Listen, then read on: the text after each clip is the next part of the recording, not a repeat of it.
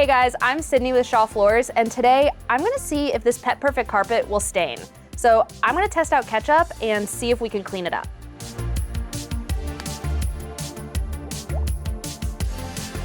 Okay.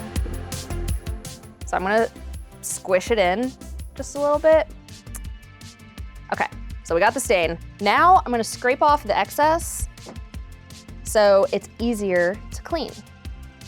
Okay, so I'm scraping off that top layer. So I've scraped off the top layer. It's definitely staining and it's giving baked beans. So I'm gonna blot it and then we're gonna spray PetPerfect cleaner on it to get the rest of it out. And then I'm just blotting it to get the rest of the ketchup juice. Does ketchup do the thing that mustard does where it has ketchup water?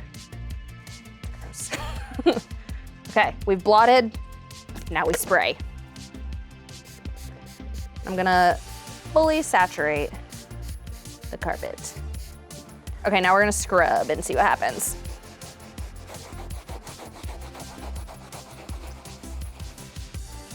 I'm gonna do the final scrub and then we're gonna see if it's stained.